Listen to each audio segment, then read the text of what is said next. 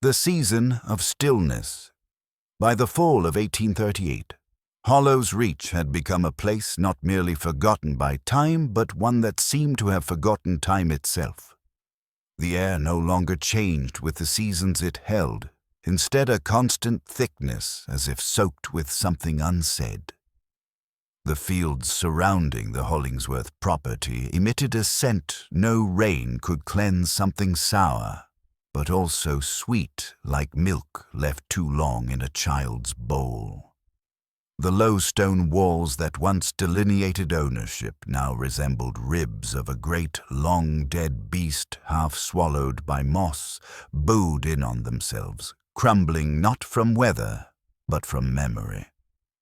Travelers passing through spoke of a pressure in the air, an invisible weight that settled on the shoulders without welcome.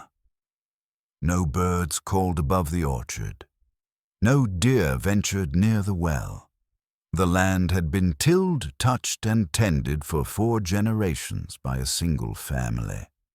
But now, not one descendant remained. The fields were empty, yet they bore no weeds, no overgrowth, just an unnatural stillness. Locals whispered that the ground had become too accustomed to grief, too soaked in sorrow to birth anything else. Where life once grew now, only silence rooted. The farmhouse, once proud and white, now hunched like a penitent man in prayer. Its shutters closed as if shielding its hollow eyes from heaven. And when the surveyors came to assess the land, they found no living soul, only hundreds of burned-down candles arranged in a perfect ring around the hearth. And milk. The sour, sweet smell of milk clung to the walls, like breath just exhaled, still warm. Elijah Hollingsworth and the Bell Without Horses. The first Hollingsworth to settle the ridge was a man named Elijah, a widower with 3 boys, and a Bible blackened at the edges, as if scorched by something more than fire.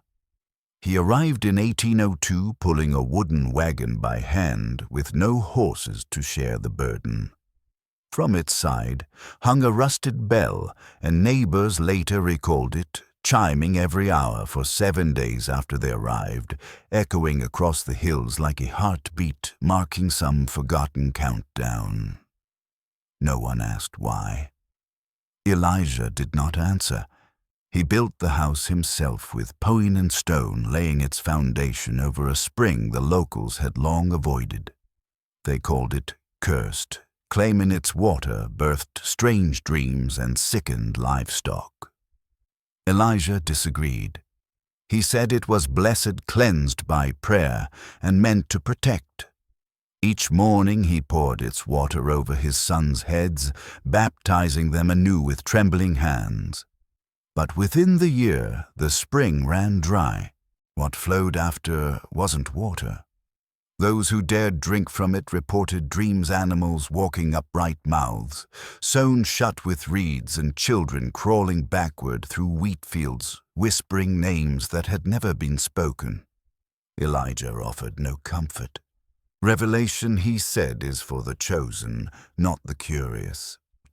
The windowless structure. By 1811, a second structure appeared behind the farmhouse. Narrow, tall, and devoid of windows, it stood like a stone confession. Made from river stone rather than timber, it resembled a mausoleum more than a barn.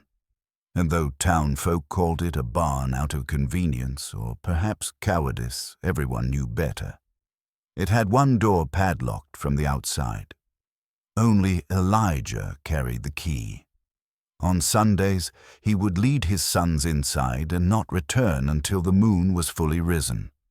No hymns were heard, no sermons sung, but sometimes when the wind pressed low, neighbors reported faint murmurs leaking from the stone walls like prayers chewed through clenched teeth.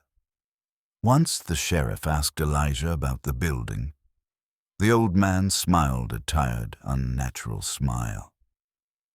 "It is a place of silence and reflection," he said. Nothing more. But his eldest son Thomas once claimed to hear someone breathing inside, breathing differently. Elijah beat him for that, not with fury, but precision. Split-lipped Thomas was laid down at the building's threshold. Elijah poured cold milk into the boy's mouth and whispered, "Only what's holy can fill you again." Thomas never asked again, eyes that do not blink.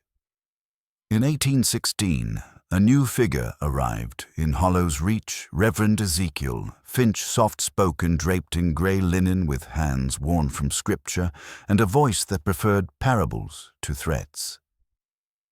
The townspeople hoped he would bring the Hollingsworths into the fold, baptize the boys, and silence the rumors. But Elijah didn't attend church. Instead, he invited the Reverend for supper, boiled oats and a white liquid in a stone bowl.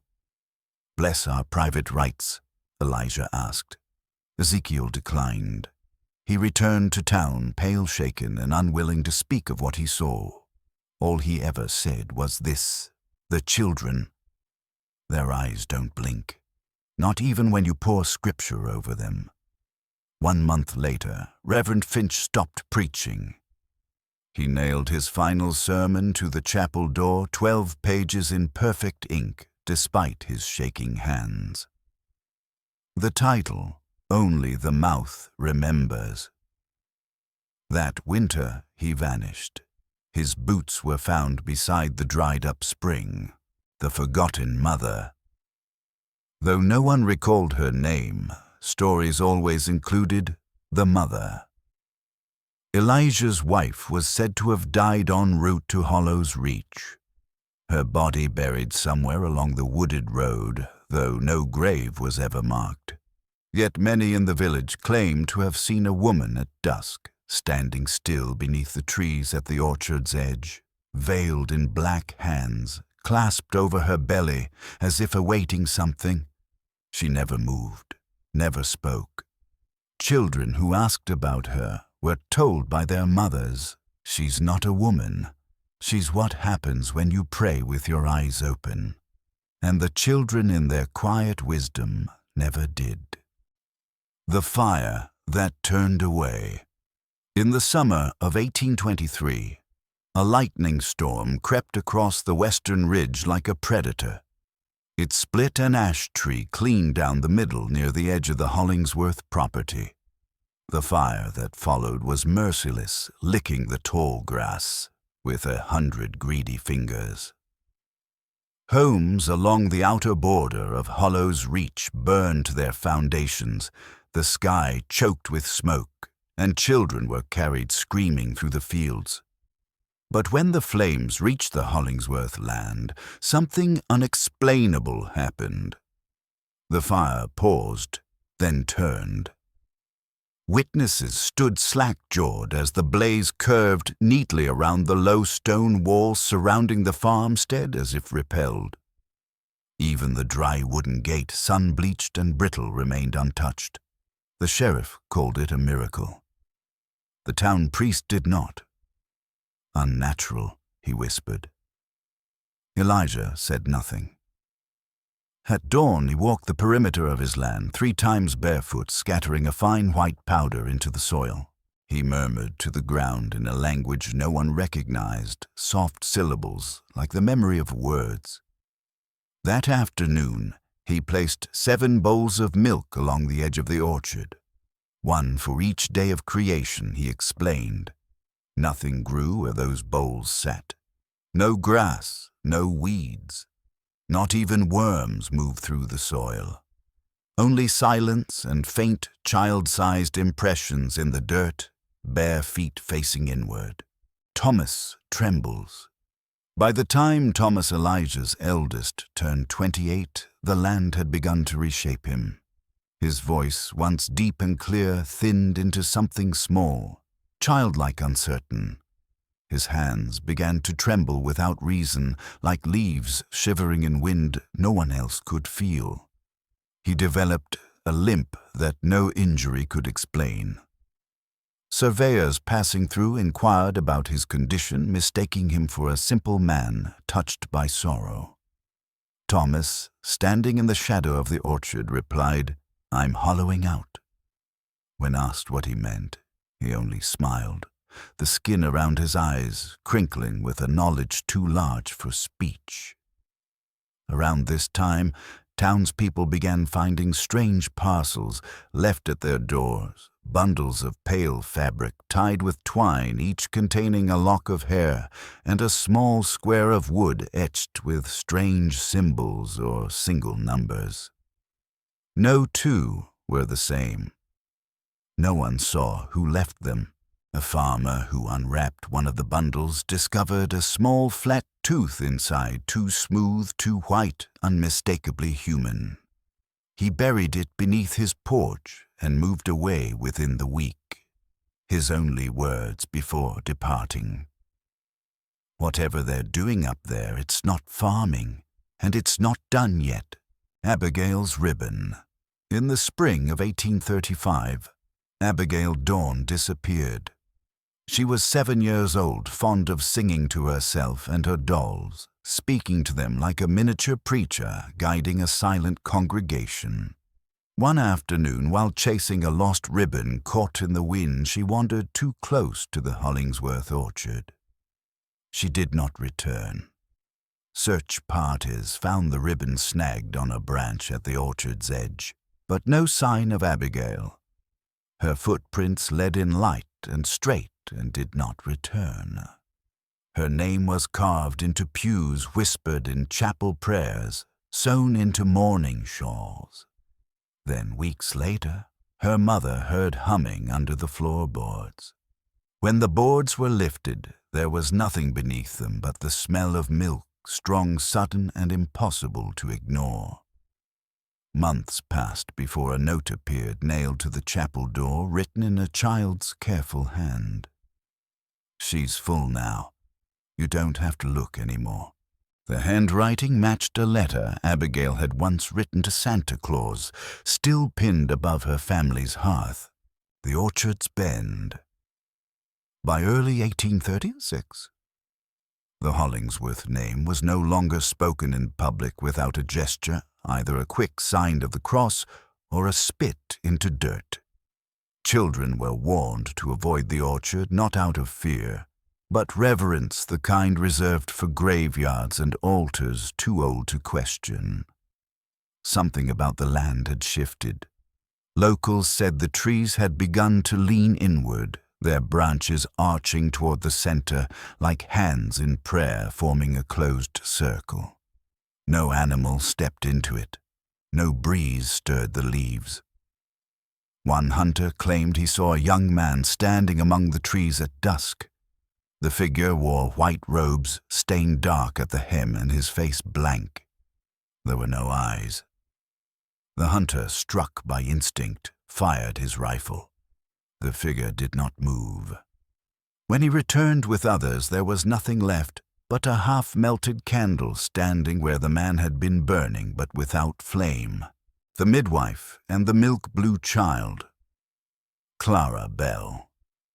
The town midwife was the last outsider known to cross the Hollingsworth threshold. It was a summer morning in 1836 when a barefoot boy arrived at her door, holding nothing but a silver spoon. He said no words. He simply pointed to the misted hills and waited. Clara followed. What she witnessed inside the house she described only once, and even then, not completely. It was a birth, she said, but not one I was trained to catch. The child, if it was a child, did not cry. Its skin was a pale blue, its mouth opened far too wide, and from it came no sound, only a steady pulse. Clara, shaking, placed the infant into a basin of warm milk, as instructed by someone she could not recall hearing. Then she left, burned her apron, locked her doors, and packed her things. She was gone before sundown. Her final words to the town doctor were scrawled on the back of an old hymn. Whatever I helped bring forth, it was already waiting. The spoon was never returned. It had no reflection. The trees that bled. Not long after Clara Bell's departure, markings began to appear on the orchard's outermost trees. They weren't letters, not in any language known to Hollow's Reach, but strange fractures in the bark. Bent crosses and spirals, intersected by slashes like scripture scrawled by something without hands. The townsfolk, always quick to assign meaning, whispered they resembled glyphs from ancient psalters, misshapen icons, half-remembered from dreams. The carvings weren't just visible, they bled. Sap poured from them not in trickles, but in thick arcs, staining the trunks in dark, oily ribbons. The trees appeared wounded, and in their agony, the orchard grew quieter, more alert. Children dared each other to touch the bleeding glyphs. Some did. Those who returned developed high fevers and a metallic taste in their mouths that lasted for weeks. One boy, Benjamin Marks, collapsed the day after touching the carved bark. He told his mother he had seen an underground chapel filled with mannequins in white robes, their mouths sewn shut with red thread. When she asked him where this place was, he whispered, "Beneath the roots," but not beneath this name. He would say no more. After the fever broke, Benjamin never spoke again. At night, his breath smelled faintly of milk. The tinsmith's visit. In early winter, 1836, a traveling tinsmith named Lel Adaby arrived in Hollow's Reach, unaware of the orchard's lore. He was a practical man used to stories warped by road and rumor. On his second night, seeking shelter from a biting wind, he followed what he believed to be a footpath through the hills. What he found instead was the Hollingsworth house. From a distance it appeared abandoned, dark, quiet. But as he drew closer, he noticed a red glow beneath the shutters, and the air smelled thick, cloying like warm sugar left to stew with earth. He knocked. The door opened without touch. Inside, the walls were lined with open Bibles, all turned to the Book of Lamentations. Every page was soaked in milk. In the hearth, a man sat facing away, motionless, cradling a bundle swaddled in white cloth. Lel cleared his throat. The man did not move. Then the bundle twitched. From within came a low hum. Not a song, not a cry, but something far older. Lel fled. He left behind his tools, his cart, his satchel. He was later found barefoot near the river, blind in one eye. He never again spoke of fire or of home. The number 11. That same December, the congregation at St. Ly's Chapel, nearly 5 miles from the Hollingsworth property, experienced a service they would not forget. The candles, though freshly trimmed, refused to hold flame. The organ let out long, groaning tones, no matter which keys were pressed like breath being pushed through a broken throat. And during Reverend Caldwell's sermon, the chapel doors opened slowly. No wind, no hand, just a creak and the taste of frost. Afterward, a bundle was discovered in the front pew, pale cloth tied with twine containing a child's milk tooth and a square of wood, with the number 11 scratched deep into its surface. The Reverend, attempting to calm his flock, declared it a cruel prank. But that evening, as he walked the grounds alone, he saw footprints in the snow, small, bare, freshly pressed, leading toward the orchard. He followed them for nearly an hour. They never turned, never paused. Then, as if the walker had been lifted from the earth mid-stride, they simply ended. Not near a tree, not at a fence. Just stopped. Crops that forgot their names. When spring returned, it brought with it not renewal, but corruption. Crops near the orchard began to warp. Potatoes were pulled hollow from the ground like brittle cups. Corn twisted into impossible shapes. Spirals, knots, grotesque parodies of growth. milk-curdled moments after being drawn from the cow thickening in the pail. Farmers blamed the soil. But none said aloud what the children had already begun to whisper, that the orchard was humming. Not loudly, but low and rhythmic, like breathing drawn through clenched teeth. One night, two sisters, Sarah and Eliza Wren, dared each other to sleep near the edge of the trees. At dawn, only Sarah returned. Her hair had turned white as ash. She did not speak for days, and when she finally did, she asked only one question, over and over. "Do you remember the name they gave you?" Eliza was never seen again. Weeks later, her nightdress was found neatly folded beneath the chapel's pulpit. Its hem was sown with fresh petals from trees that had never grown in Hollows Reach. The grove's eyes open. By midsummer of 1837, the orchard had become something more than food. It was sacred. It was avoided not with panic, but with reverence. No one passed it by accident. Birds circled above it without landing. Dogs, loyal and brave, refused to cross its shadow. The trees bore no fruit, yet their limbs sagged as if cradling invisible weight. At night, faint lights flickered among the trunks, small as candle flames, but pale and cold like breath caught in a lantern. One evening, a carpenter named Joel Flint was seen pacing the chapel grounds, disturbed and glass-eyed. He claimed to have seen a procession moving through the orchard, figures in linen robes, each carrying a bowl. No faces, only long, trembling hands. At the center of their path stood Elijah's ancient structure, the windowless building. Its door hung open. Joel said he watched them enter one by one. The last turned to face him. Its eyes, he swore, were his own. That night, Joel nailed shut every mirror in his home and vanished before morning. His dining table was later found carved with 6 words, "I cannot carry myself twice." The bell beneath the earth. As the harvest moon of 1837 rose above Hollows Reach, the sound began to echo through the valley, low, resonant, not like the clear chime of a chapel bell, but something deeper. It tolled once every hour, just past the minute, muffled as though struck from beneath a layer of soil, or wrapped in thick cloth. No one could say where it originated, though all agreed it came from the Hollingsworth land. At first they thought it was the bell from Elijah's old wagon, long rusted silent, but others disagreed. Some said it wasn't a bell at all. They claimed it was a voice too large, too deep to belong to any throat, human or beast. No wind accompanied the sound, no echo followed it. It arrived in the chest, not the ears.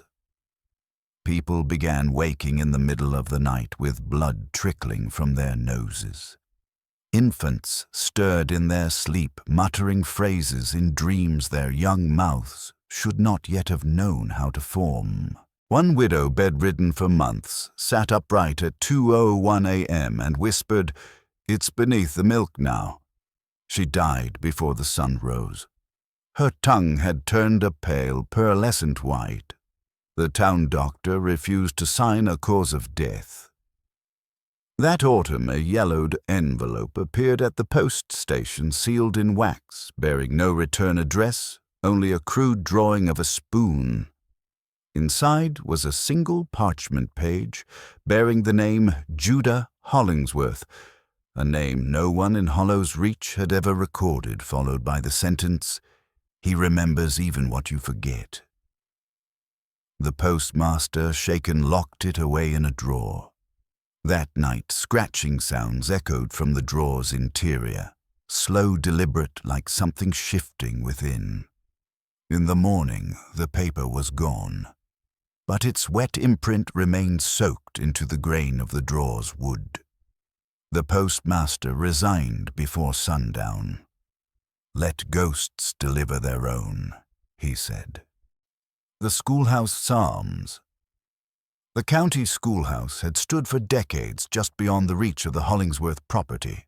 One-room white clapboard, a bell rusted to dullness. But in November 1837, the schoolmistress Eleanor Pace began to notice something wrong. Each morning the blackboard bore phrases she had not written, looping script too neat for a child's hand, arranged like hymns, but in a language she couldn't decipher. The children claimed no knowledge of the markings. When erased, the words returned each dawn identical. Stranger still, the younger students began to hum during lessons. It was always the same melody, slow minor and oddly synchronized. They did not recall learning it. One boy, Samuel Dunn, stopped participating in class entirely. Instead, he filled his slate with endless circles, each one intersected by lines.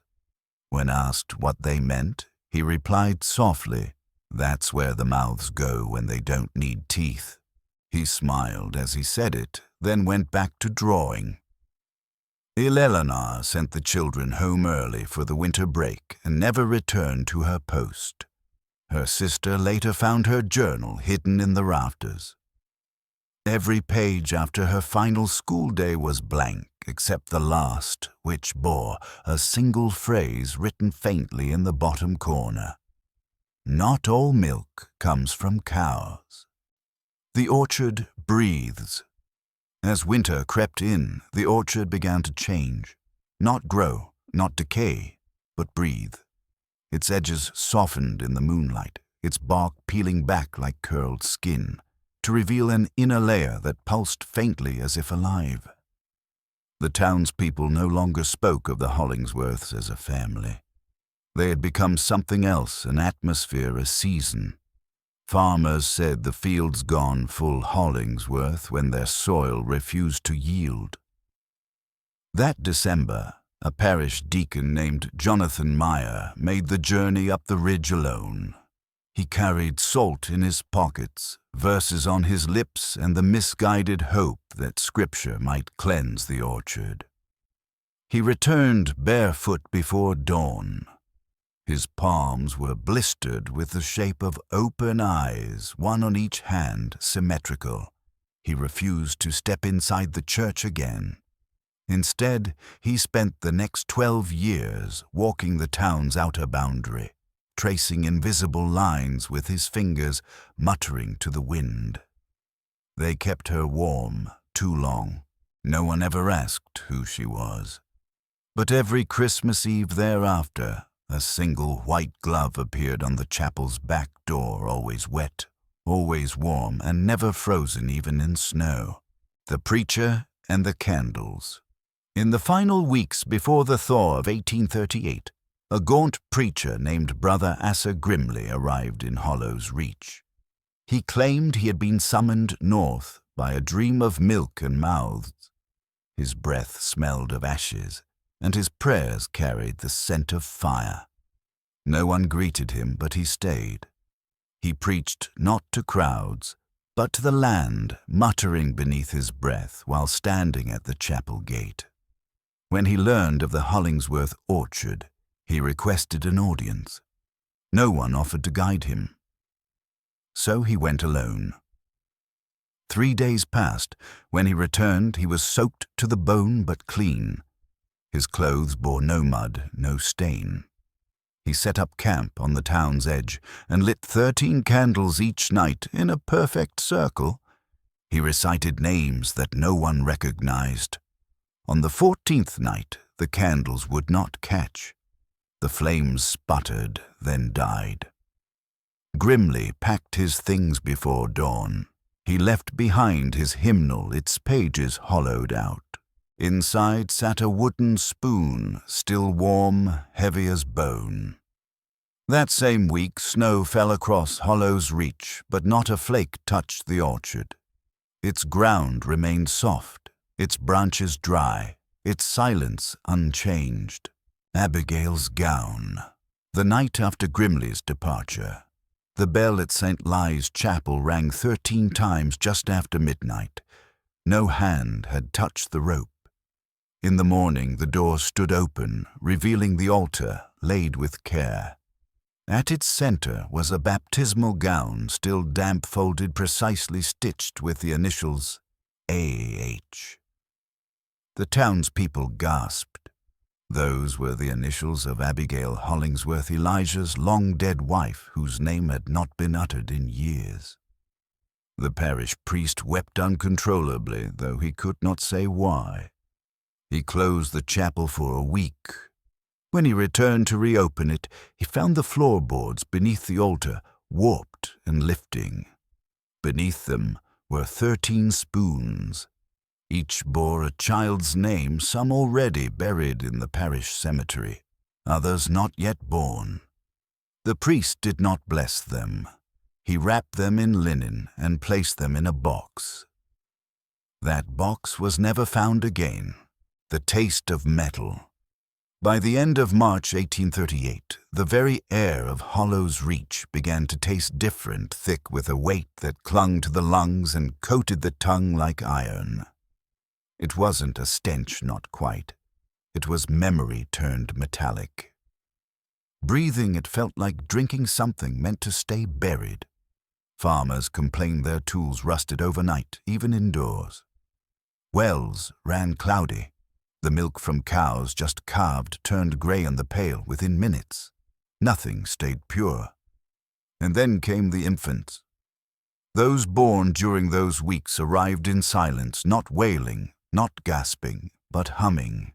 Soft, low, sustained, all in the same key.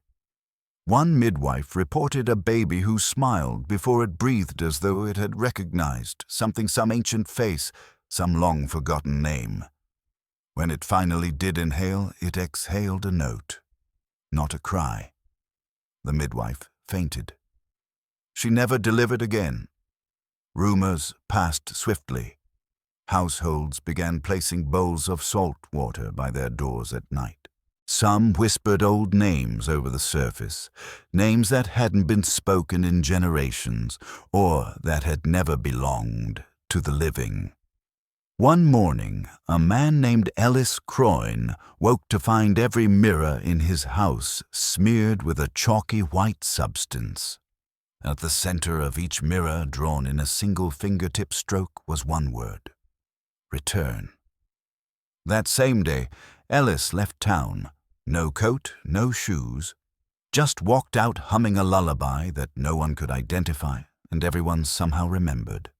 His footprints trailed toward the orchard. They did not return. The thunder without sky. On the eve of Pentecost, a storm arrived, if it could be called that.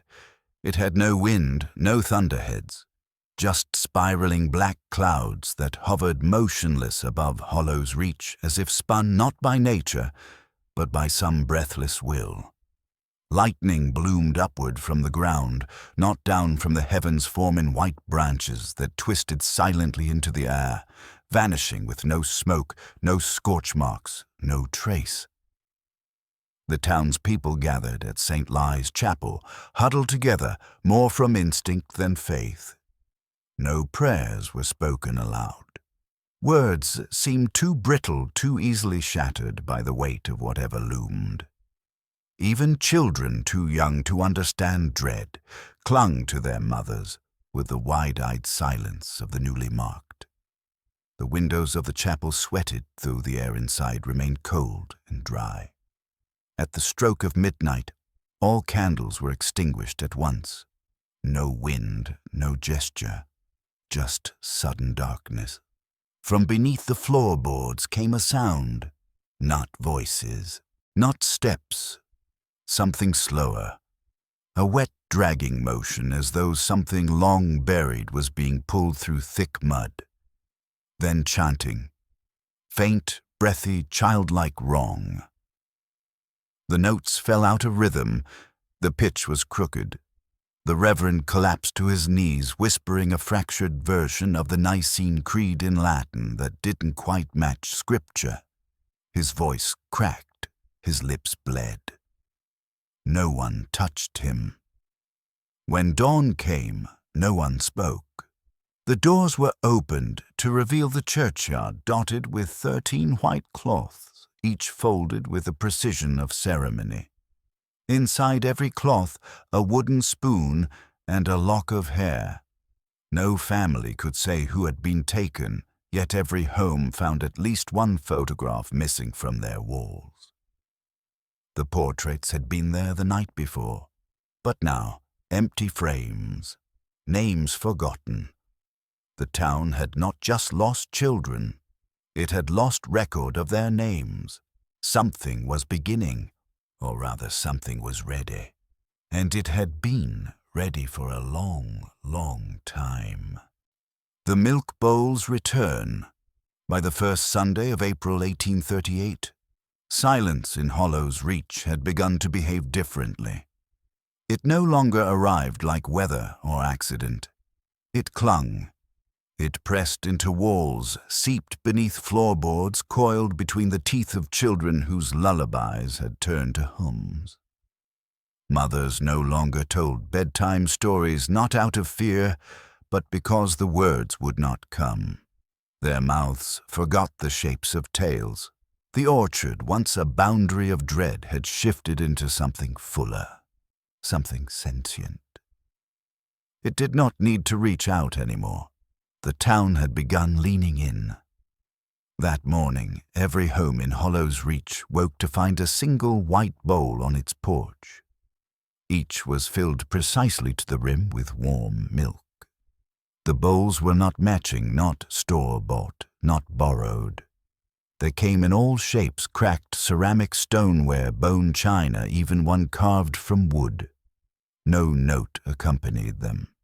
No hand had placed them, yet the milk was warm as though freshly poured, and not one bowl had spilled despite spring winds. By the time the church bell rang, the milk had cooled, but none of it had spoiled. None had soured, just warmth, just presence. Sheriff Elias Crewe, known for keeping peace with stubborn silence and a flask of whiskey in his boot, had never once spoken the Hollingsworth name aloud. He avoided the orchard in speech and in gaze, but that morning something in him shifted. He walked into the chapel, mid-prayer, removed his hat, and said quietly, "It's time. We finish what we ignored." A search party was formed. Crewe chose only 4 Thomas Price, a war veteran who claimed not to fear God or ghost. James Toller, a farmer with the sunken face of a man who had buried 2 nieces. Wendell Glass, the undertaker who rarely spoke but whose eyes remembered too much. Milton Reeves, whose mother's reflection once blinked at him 3 days after burial. They left at first light, taking 3 horses and a cart laden with ropes, salt lanterns, and something else, an unspoken hope that closure could still be carved from cursed ground. They rode quietly, the road into the hills strangely dry after a week of rain. Crows followed them to the fence line, then stopped. No bird entered the orchard. By dusk, only the horses returned. The table for 5. The horses came limping back just after sundown, panicked, lathered in sweat eyes, rolling in terror.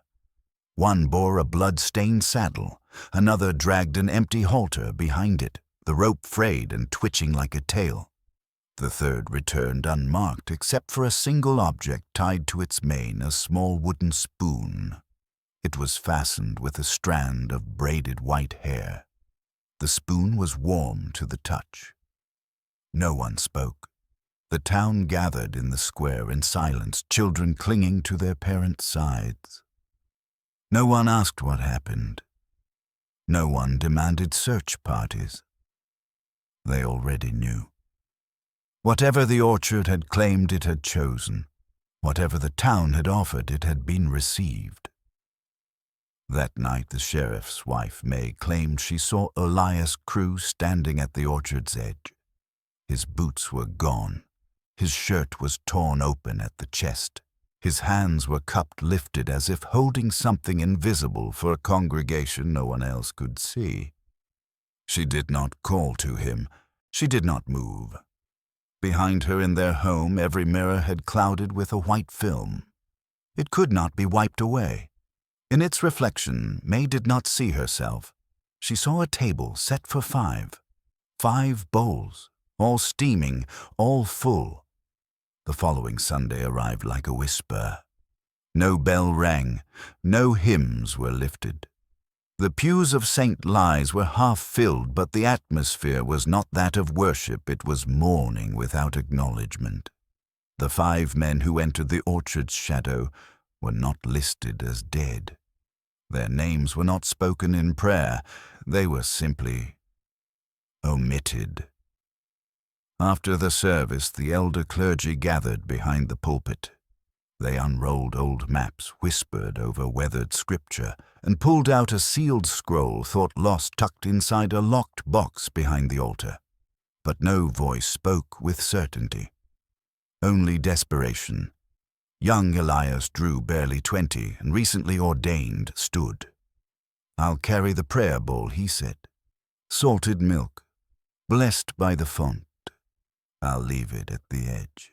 The elders nodded, not out of trust, but because they were tired. He stepped into the afternoon light, holding a shallow white bowl. He did not return. That night, just after midnight, a knock echoed at the chapel doors, soft, deliberate, singular. No one opened it. In the morning they found Elias Drew's boots side by side on the steps as if in prayer. His white clerical collar had been nailed to the oak frame with a blackened iron spoon. The bowl was gone. In its place a patch of milk-slicked wood already souring in the sun. The circle of fabric and flame. Later that same week, something changed on the orchard's edge. Something small, quiet, but deliberate. Thin wooden stakes, each no taller than a child's knee, had been driven into the soil in a near-perfect circle around the orchard's boundary. Atop each stake fluttered a scrap of fabric. Some were torn from old dresses. Others were clearly hand-stitched from blanket remnants. All bore stains, not the sharp metallic bloom of blood, but something paler, faint grey, yellowing at the seams. The smell was harder to place skin left in water cotton that had once been worn close. On the northernmost stake there was no fabric at all, just a braid of fine blonde hair. It was knotted tightly at the base, still beaded with dew and unmistakably fresh. The sheriff's wife, who by then had begun to speak less and listen more, swore she saw a figure crouched inside the orchard that same evening. No one else saw it, but she described it with unsettling clarity. It stirred something over a small flame no larger than a bedside candle. She said the light didn't flicker. It glowed steady, steady as breath. The scent of warming milk curled down the hill like a ghost. It slid under windowsills, crept through floorboards, settled into pillows and cribs. No one opened their doors. No one even stepped onto the porch. They didn't have to. Everyone already knew. By the time the May rains came, the town no longer spoke of the Hollingsworth land as if it were cursed. Cursed was too loud a word, too final. This was not punishment. This was process. It was continuation.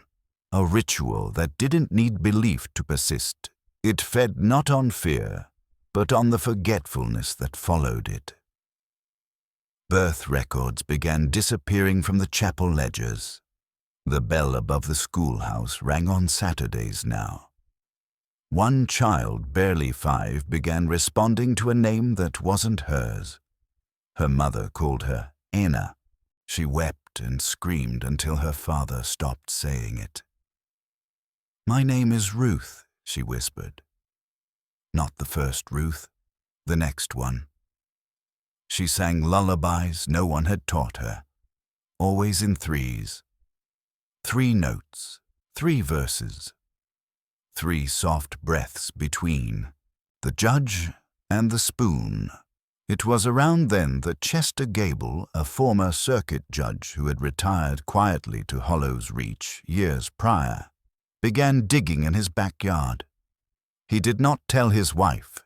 He did not leave notes. He simply retrieved his lantern. Each evening walked behind their modest cottage and dug. At first it was thought to be garden work, but no seeds were ever planted. No beds were marked. He dug without pattern, without end. When asked, he said simply, "I had a dream." His hands blistered. He ate less, slept less. The lines in his face deepened until they no longer seemed to hold expression, only shadow. On the 7th night he uncovered something shallow but deliberate, a wooden spoon half buried beneath layers of soil. It bore a name burned into the handle, Naomi. His wife miscarried the next morning. She had not been pregnant. The chapel tried to hold Pentecost service that week, but only half the town came. Those who did arrive entered a sanctuary that felt wrong, narrower somehow.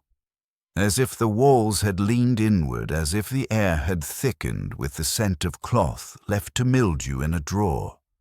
The candles burned, oddly pale, the flames white-blue, casting no warmth. During the final hymn, several voices dropped away mid-verse. Not from fatigue, but confusion. The words had changed. On the page, they looked the same. But on the tongue, each singer heard something else. Old family names, fragments of childhood prayers, snatches of dreams they had not spoken in years. A man at the back of the room dropped his hymnal and sobbed without knowing why. The priest abruptly ended the service. He closed the book. The organ released one long, dissonant sigh unplayed.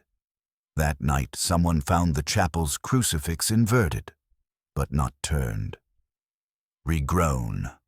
The wood grain had twisted inward, remolding the form of Christ upside down. His arms were no longer outstretched in surrender, but lifted in offering. No one touched it. No one prayed. Milk on the inside. By the following morning, something had changed. Not in the orchard, not in the chapel, but inside the homes. The bowls of milk had returned, but this time they were not placed on porches, not tucked beside thresholds or laid outside windows. They were inside, on kitchen tables, at the foot of cribs. Resting on bedside altars no one had lit in years. Each bowl was different. None of them matched what had appeared on the porches days before, yet everyone felt familiar. The milk was warm, perfectly still, as if it had arrived only seconds before the town woke. The strangest thing was how they had been placed. No doors were opened, no locks disturbed, yet fine dust had shifted on each surface where the bowls appeared, and in the dust beside them a single handprint. Small, smooth, pressed flat palm down as if someone had been waiting just long enough to be seen and forgotten. The townspeople did not speak of it. They did not move the bowls. Most did not even touch them. But by midday every bowl had emptied. Not spilled, not sipped, simply emptied, as though whatever had filled them had also claimed what they were meant to receive. Then came June, and with it a sky that no longer turned. There was no sunrise, no golden wash over the fields, just light gray and sourceless like the glow behind closed eyes. The town was wrapped in it, the kind of color that makes breath visible at noon and leaves fingers cold even by the hearth. The orchard, though, remained the same. It had not withered, had not bloomed. It simply waited upright and still, reverent. Each day someone found something strange in their home, a spoon in a coat pocket, a child's sock damp with dew left folded on a pillow, a tiny bowl tucked behind the door frame, still warm to the touch. None of these things had been carried in. None belonged to anyone. And yet, everyone recognized them. The items weren't offerings. They were answers to questions the town no longer knew how to ask. The vanishing of Jeremiah Clay. On the 6th of June, just as the false morning began to bleed through the shutters, a child vanished.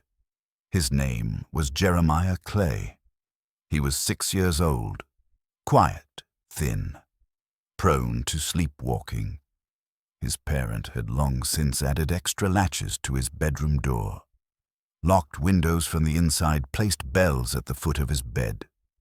Still that morning, he was gone.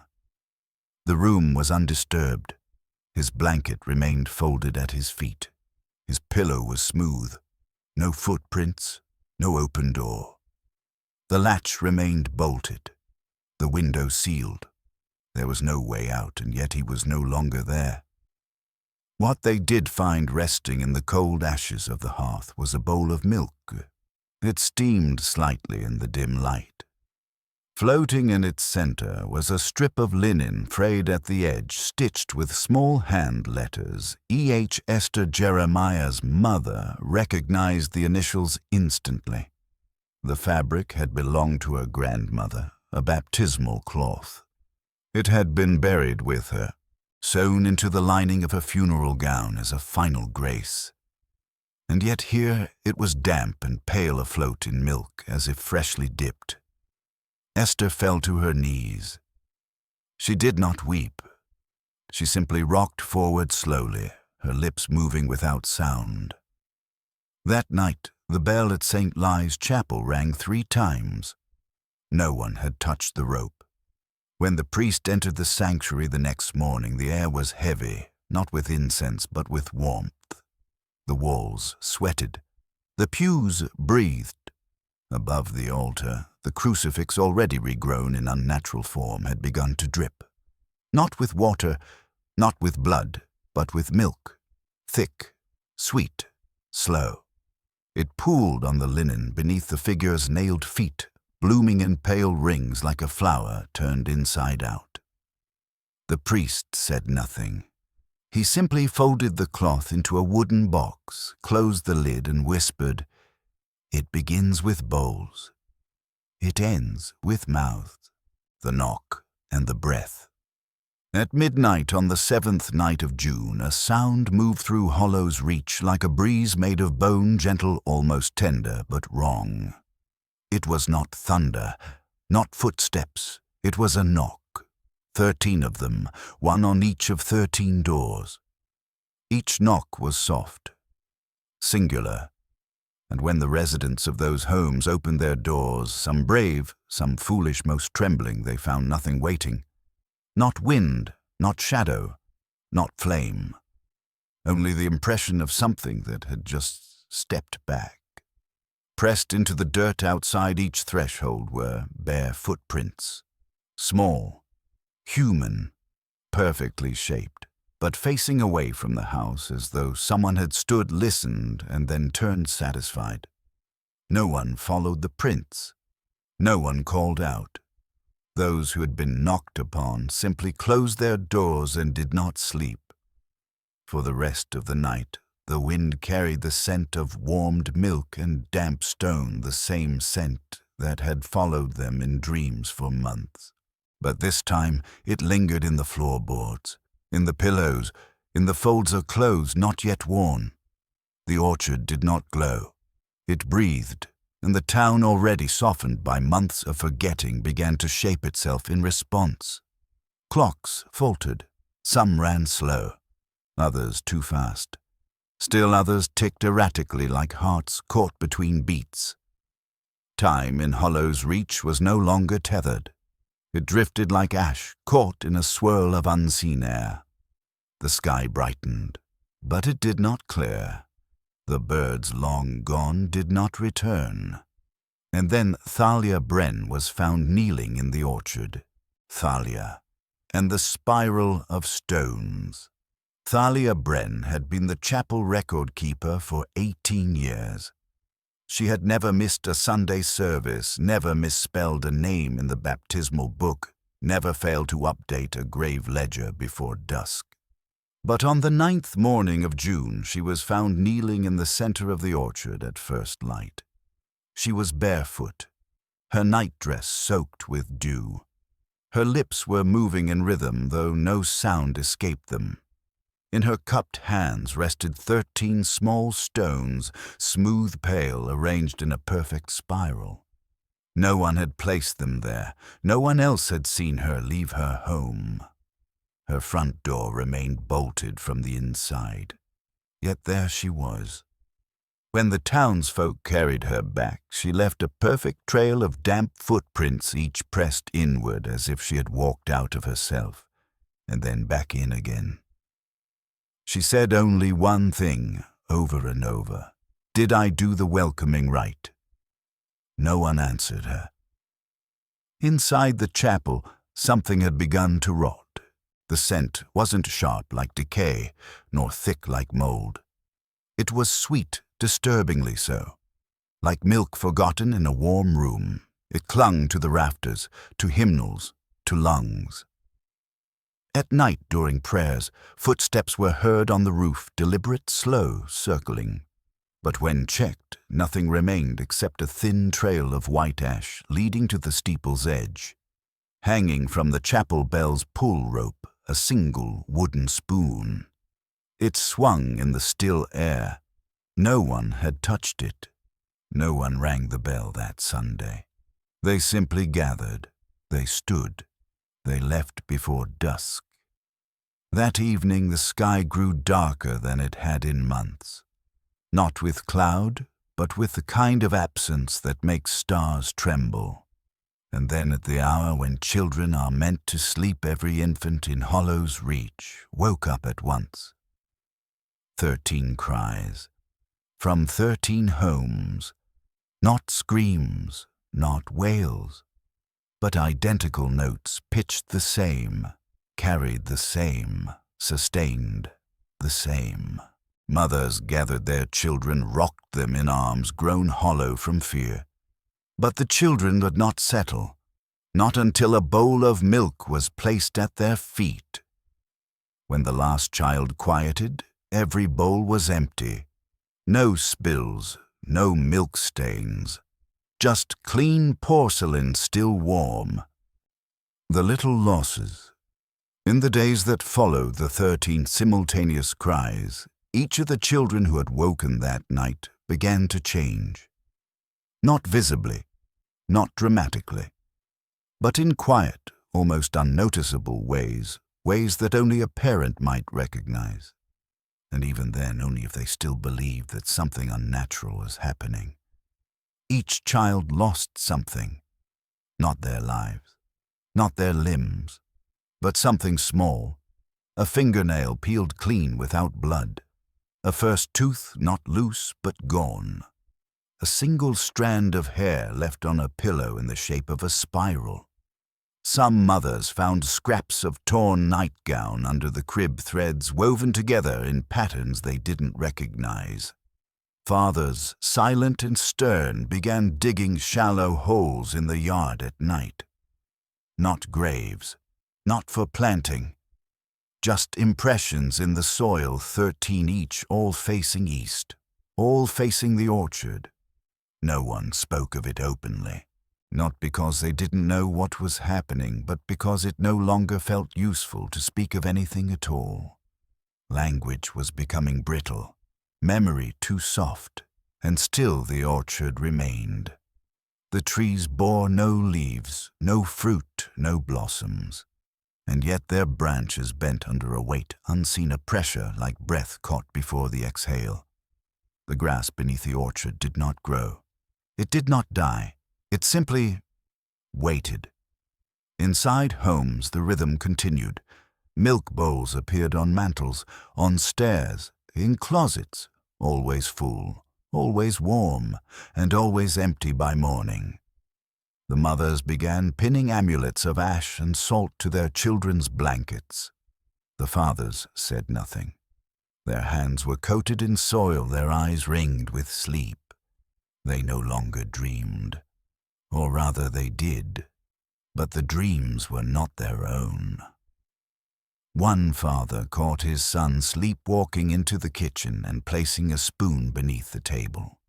When asked why, the boy said, "It needs to be there for her," then went back to bed. The spoon was gone by morning. The orchard's time. By midsummer, time itself had begun to lose its grip on Hollow's Reach, not in the way that comes with boredom or age, but in the way that ice loses grip on a thawing branch. Clean, sudden, final. People began remembering things differently. A woman insisted she had never had a sister, though a trunk in her attic held letters addressed to her in a matching hand, all signed with the name Margaret. A man swore he had buried his mother 2 years ago, but her name had just been added to the parish prayer list the week before in fresh ink. When he opened her grave to prove himself right, the coffin was there. But the dirt smelled like milk. No one argued these discrepancies. They simply adjusted. The town had stopped questioning. What remained was not acceptance, but obedience.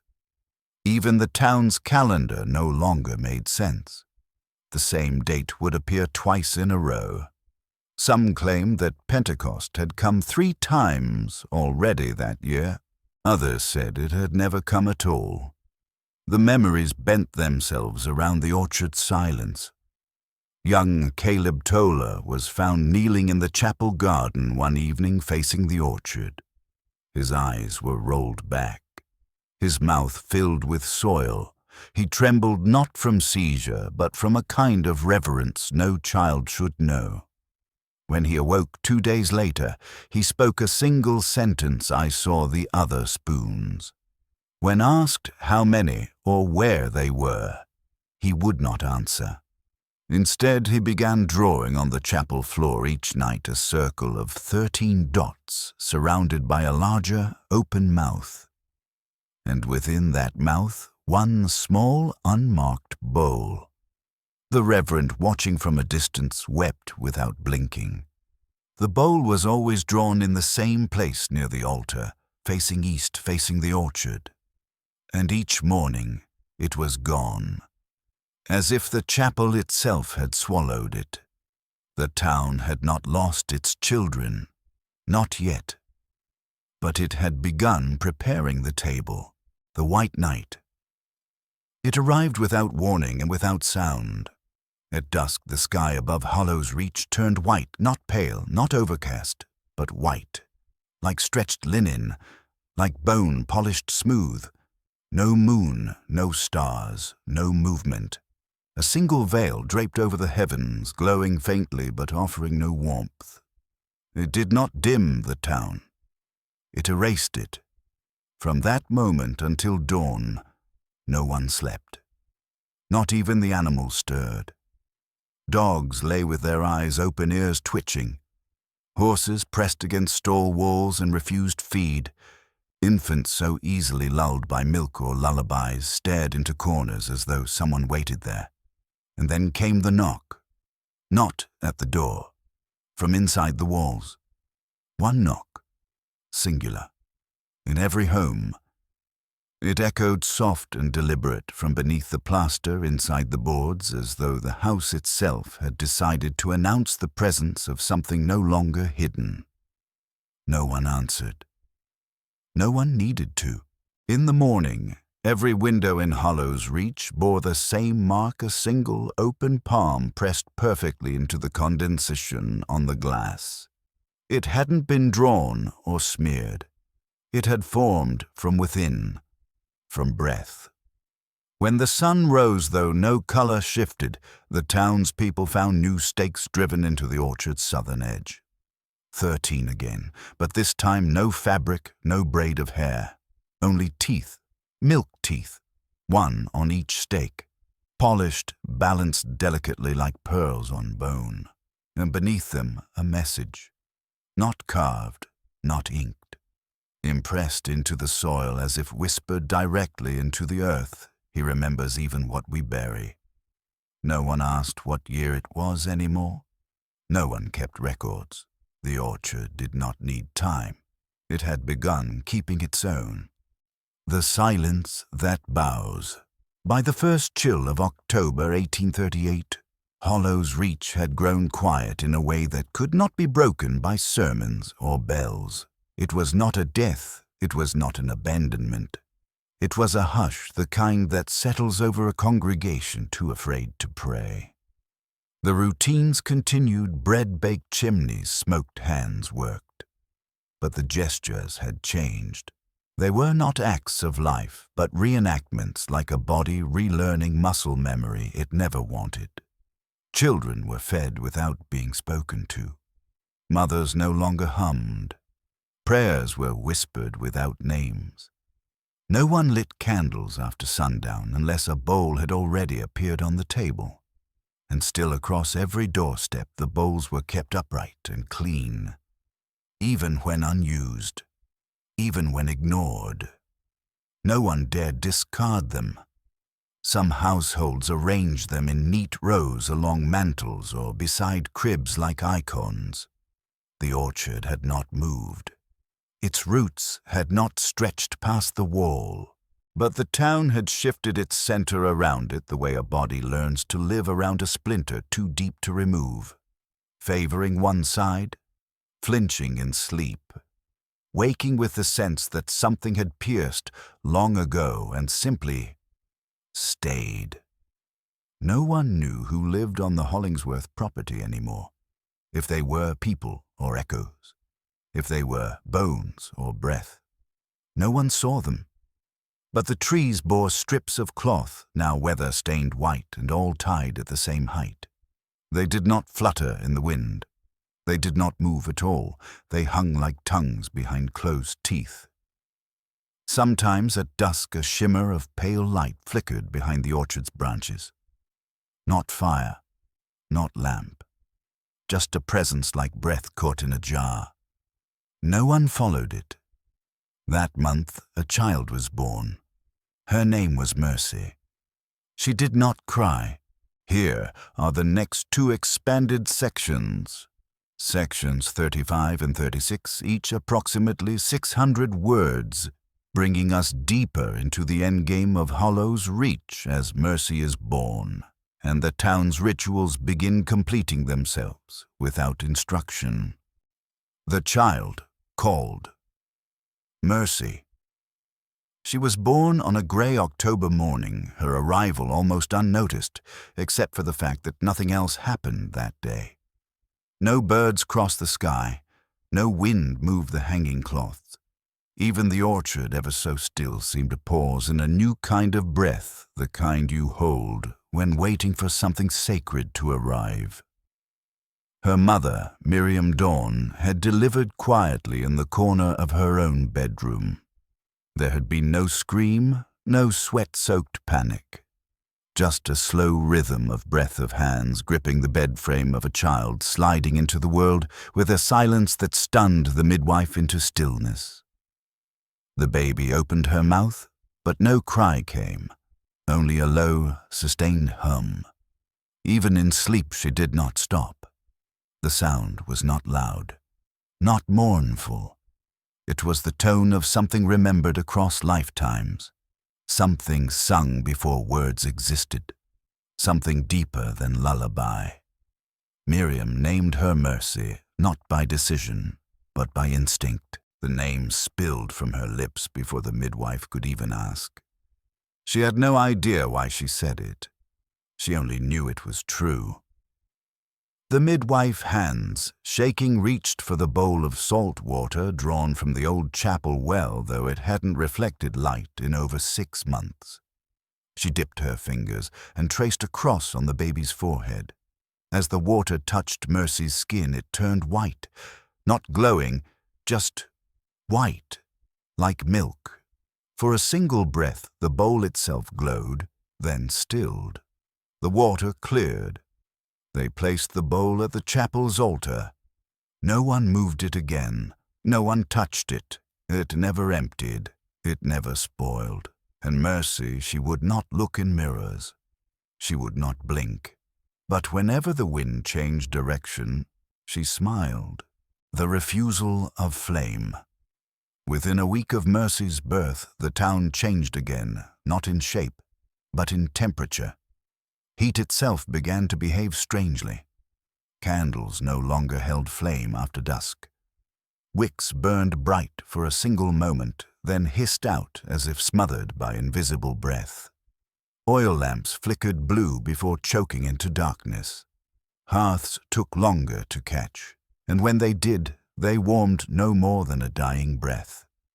Houses remained cold even when fire danced in the grate. It wasn't a chill exactly. It was the kind of not warm that cellars hold even in summer, the kind of coolness you feel in bones, not on skin.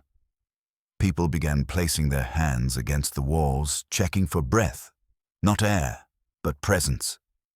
No one admitted why, but they all did it, quietly, daily. And then before sunrise each day, the chapel organ began to sigh. Not music, just one low note, always the same pitch, always the same length. Just enough to wake the mothers, just enough to remind them that time still moved, even if it no longer marched. Milk returned to the homes, not just in bowls, but in scent. Pillows smelled faintly of it. Crib sheets, handkerchiefs. One woman claimed her breath fogged her own mirror in a perfect circle each morning. Within the mist, a thumbprint. The orchard's influence was no longer confined to borders or belief. It had become geography. It had become weather. It had become memory. And still Mercy did not cry. She hummed. She watched. She blinked once when a candle caught without spark, then immediately died again. She reached her hand toward the window. Outside, a tree branch creaked. Nothing moved it. People stopped asking whether she was a blessing or a warning. She was both. She was the answer to a question no one remembered asking. And beneath the chapel floor, the milk bowl on the altar remained full. Still warm, still waiting. The orchard that waited. By the time frost came to the rest of the county, Hollow's Reach had slipped into its own season. Every rooftop in the town wore a silver veil of ice. Fence posts split beneath the weight of winter's touch. But within the orchard, nothing froze. No shimmer rested on its limbs. No cold sank into its soil. The ground beneath the trees remained soft warm even, like breath beneath blankets, like earth that remembered being held. One afternoon, a traveling peddler from the next county arrived, drawn by rumor, and the stillness that had begun to stretch beyond the map's edge. He came with a cart of buttons and salted meat, speaking kindly, laughing easily. He asked for the road north. The townsfolk stared at him blankly. "There's no road that way," one woman finally said, her voice distant. "Just old fields." He nodded, uncertain. He did not stay the night. The next morning, his cart was found neatly parked beside the orchard. His horse, rein still tied, stood quiet, unmoving. But the man himself stood within the grove, barefoot, weeping. In his hands he held a wooden bowl filled to the brim with milk. It had not spilled. It had not cooled. When asked why he had entered, the man only replied, "She asked." Then after a pause, and she said, "I already had." The townspeople did not retrieve him. They left him standing there, milk bowl in hand, head bowed like a man who had been offered absolution or judgment and knew not which. Behind him, the trees swayed without wind, not dancing, not beckoning, just listening. The table, laid in wax. Inside the chapel, things had begun to bend, not with time or temperature, but with sorrow. The pews no longer aligned. They warped inward in a wide curve as though trying to form a circle around the altar. Floorboards buckled beneath hymnals left untouched. The stained glass began to fade, not slowly, not like sun bleaching, but as if something were draining color from the saints. The blues vanished first, then the golds, then the soft tones of skin and flame and wing. Their eyes, once painted open, now resembled closed lids. Their mouths, once mid-song or prayer, now sat sealed, not in pain, in silence. One night, during a stormless hour, a 13th candle appeared on the chapel's altar. It was unlit, unmarked, identical to the 12 that had once been burned weekly for the 12 disciples before the orchard had made the number 13 sacred again. No one claimed to have placed it there. No one saw who entered. The priest, once resolute, now nearly translucent with exhaustion, reached for it. His fingers touched the wax. His breath caught. He sat down heavily in the front pew. He did not speak for the rest of the day. That evening, 13 bowls were found arranged around the altar. They had not been carried in. They had been placed, each one different. None rattled when moved. One was still warm. All were full. Outside the orchard's trees no longer swayed. Their cloth-strung branches hung low, not in submission, but in listening. From the center of the grove, where no path had ever been carved, a sound began to rise. Not music, not chant, but language or the memory of it. Slow, wet, drawn up from root and rot and ritual. Each syllable felt like a throat remembering how to shape breath. The town did not speak in return. It had already answered. It had answered in milk and in silence, in forgetting. And now it would listen. The final Sunday, the last Sunday before winter arrived, with a hush that bells could not lift. No one rang the chimes at St. Ly's Chapel. No one needed to. The air itself seemed to bow. The clouds above Hollows Reach hovered low heavy, not with storm, but with attention, as if something vast and unseen had bent its ear toward the town. The pews were half filled that morning, but not with worshippers. The people who sat there did so without singing, without kneeling. They did not murmur greetings. They did not hold hands. They simply existed, waiting silent like chairs, remembering the weight of those who had once sat in them. Of the 5 men who had entered the orchard weeks prior, Sheriff Crew Price Toller, Glass Reeves, not one name was spoken. They were not listed among the dead. They were not acknowledged in prayer. They had become something more or less than memory. The town had not buried them. It had absorbed them. After the service, the elders gathered. A rededication was proposed, a cleansing rite, something to cut Hollows Reach loose from whatever tethered it to the orchard's mouth. They brought out old maps, dust-covered scripture, even a scroll sealed in wax and hidden for decades behind the altar, its language faded but still legible, but every voice faltered. No direction could be agreed upon. The prayers had grown too distant, like voices calling from the far side of a thick fog. And then from the youngest among them, Elias Drew's cousin, newly ordained barely 20, came a quiet offering. "I'll carry the bowl," he said. He stood without tremble, hands open, face unreadable. "Salted milk," he added, "drawn from the font. Blessed vessel. One final offering." The others nodded, not in faith, but in exhaustion.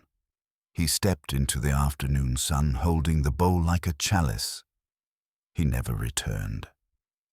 That night, just after midnight, a soft knock echoed at the chapel doors. No one opened them. At dawn, they found his boots neatly placed on the steps. His white clerical collar had been nailed to the oak frame with a blackened iron spoon. The bowl was gone. The wood beneath the boots was wet not with blood, not with rain, with milk. It had soured under moonlight, the stakes and the flame. Later that week, a new circle of stakes appeared on the orchard's northern edge. These bore no cloth, no hair, no teeth. They bore names. Each stake had a small wooden placard carved not in hand, but as if by fire. The names were incomplete. Some were missing vowels, others repeated letters unnecessarily as if echoing down a long corridor. But every family in Hollows Reach recognized at least one, and then the children began to vanish. Not like Abigail Dawn, not with ribbons caught on branches and footprints that disappeared. This time the absences were intentional. 13 children. Gone. No signs of struggle, no windows opened, no doors unlatched. Beds were made, clothes folded, toys undisturbed. But no child. Their parents knew before checking. They woke with stillness in their chests. They walked to empty room without panic. They stood in silence at the foot of cribs that would never again hold breath. They did not scream. They did not cry. They simply understood. That morning every hearth in Hollows Reach lit itself. No kindling, no match. Just flame one per house burning low and steady in absolute silence. Each fire sat beneath a mantle cleared of photos, cleared of keepsakes. All that remained was a single bowl, placed with care, full, still warm. That night the orchard did not speak. It waited. The trees no longer reached. They rested. 13 branches low and unmoving. 13 stakes. 13 bowls. The table was set, and Hollows Reach, long since emptied of resistance, knelt without knowing. Not in worship, not in fear, but in remembrance. The orchard speaks. The night before the first true snow, the orchard shifted not in shape, but in silence. It no longer waited. It listened, and then it spoke. Not with sound, not with voice, but with arrangement. Every cloth that hung from the branches turned upward. All at once. Not lifted by wind, for the air was still, but as if responding to something above. Something no one could see, but every bone in the town felt. The bark of the southernmost trees darkened, wettening in the shape of hands. Not prints, not stains, presences pressed into wood. Around the orchard's heart, a ring of small depressions had formed in the soil, each one deep, each one shaped like a human foot, bare, facing inward. From the center rose that same sound, the not quite language. But now it had changed. It was clearer, firmer, like roots had remembered how to become words. And then came the breath, not from the trees, from the soil. A long inhale and then silence. The orchard did not breathe out. That dusk the Reverend emerged from the chapel for the first time in weeks. His robes were soaked, though there had been no rain. He carried no book, no crucifix, no candle, only a wooden bowl. It was dry, it was dark.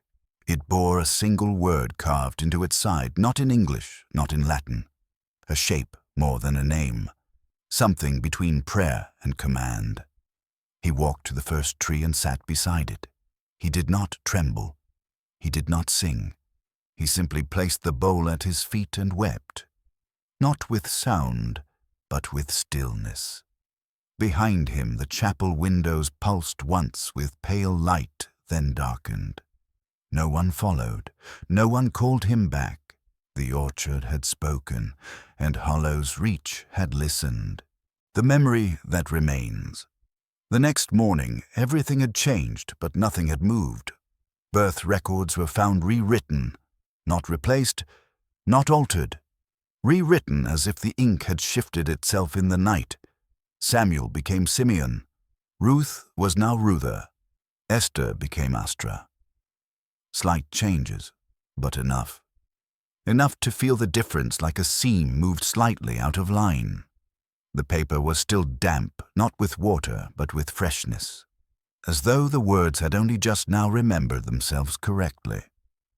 Gravestones bore new symbols. Not all of them were readable. Some were just soft curves in the stone like a fingertip dragged through wet ash. Others shimmered faintly when touched, but only for a moment, as if whatever marked them had eyes. That evening, a wind passed through the town, but it moved nothing. Not the curtains, not the trees, not even the laundry that had been left out in forgetful routine. And yet, every door stood open the next morning. No locks broken, no hinges bent, just open. And inside each home the air smelled faintly of linen and milk. The orchard had not grown. It had not died. It had not spread. It had simply become. And Hollows Reach, what remained of it, no longer acted like a town. It remembered like a story. No services were held. No bells were rung. The chapel remained unlocked, but no one entered. Still, each Sabbath, the organ exhaled one note, just after dawn, and every candle inside the chapel burned low by noon. No one lit them. The wax melted in slow spirals, as if following instructions. If you were to walk there now, if your feet could find the road that curves and forgets, if the town allows you to arrive, you might see them, 13 bowls, resting in the grass, full, still warm, perfectly still. And if you kneel as they once did, you might understand. It was never a curse. It was never a punishment. It was a table, and you've just arrived in time for the next setting. Sleep well, and if the bowl appears by your bed tonight, don't spill it. Someone is thirsty, and they remember.